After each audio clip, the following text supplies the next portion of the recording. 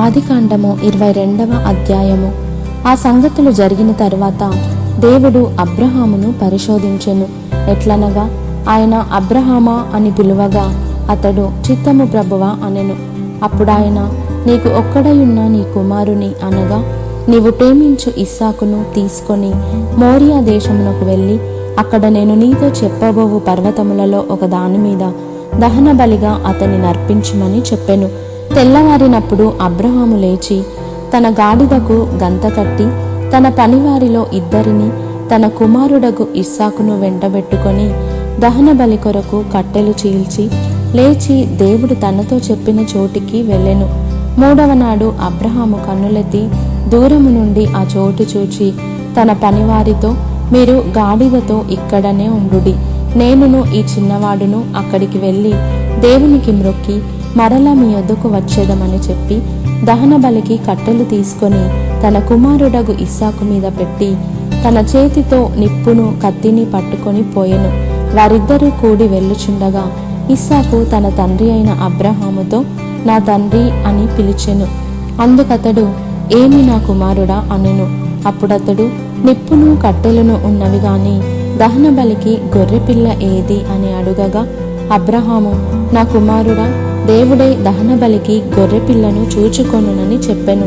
అలాగు వారిద్దరూ కూడి వెళ్ళి దేవుడు అతనితో చెప్పిన చోటికి వచ్చినప్పుడు అబ్రహాము అక్కడ బలిపీఠమును కట్టి కట్టెలు చక్కగా పేర్చి తన కుమారుడగు ఇస్సాకును బంధించి ఆ పీఠము పైనున్న కట్టెల మీద ఉంచెను. అప్పుడు అబ్రహాము తన కుమారుని వధించుటకు తన చెయ్యి చాపి కత్తి పట్టుకొనగా యెహోవా దూత పరలోకము నుండి, అబ్రహామా, అబ్రహామా అని అతని పిలిచెను. అందుకతడు, చిత్తము ప్రభువా అనెను. అప్పుడు ఆయన, ఆ చిన్నవాని మీద చెయ్యి వేయకుము, అతనినేమియూ చేయకుము. నీకు ఒక్కడయున్న నీ కుమారుని నాకియ్య వెనుదీయలేదు గనుక నీవు దేవునికి భయపడు వాడవని ఇందువలన నాకు కనబడుచున్నదనెను. అప్పుడు అబ్రహాము కన్నులెత్తి చూడగా పొదలో కొమ్ములు తగులుకొనియున్న ఒక పొట్టేలు వెనుక తట్టున కనబడెను. అబ్రహాము వెళ్ళి ఆ పొట్టేలును పట్టుకొని తన కుమారునికి మారుగా పెట్టి దహన బలిగా అర్పించెను. అబ్రహాము ఆ చోటికి యెహోవా ఈరే అను పేరు పెట్టెను. అందుచేత యెహోవా పర్వతము మీద చూచుకొనును అని నేటి వరకు చెప్పబడును.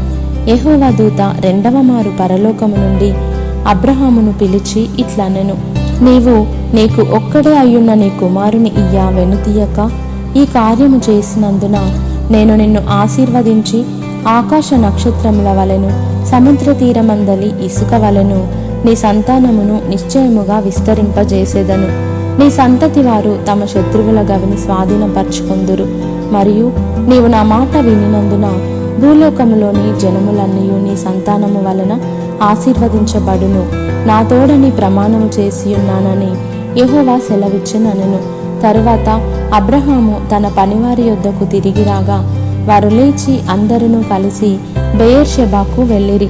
అబ్రహాము బెయేర్షెబాలో నివసించెను. ఆ సంగతులు జరిగిన తరువాత అబ్రహామునకు తెలుపబడినదేమనగా, మిల్కా అను ఆమెయు నీ సహోదరుడగు నాహోరునకు పిల్లలను కనెను. వారు ఎవరెవరనగా, అతని జ్యేష్ఠ కుమారుడైన ఊజు, ఇతని తమ్ముడైన బూజు, ఆరాము తండ్రి అయిన కెమూయేలు, కెసెదు, హజో, పిల్దాషు, ఇద్లాపు, బెతూయేలు. బెతూయేలు రిబ్కాను కనెను. ఆ 8 మందిని మిల్కా అబ్రహాము సహోదరుడగు నాహోరునకు కనెను. మరియు రయూమా అను అతని ఉపపత్నియు తెబహును, గహమును, తహషును, మయకాను కనెను.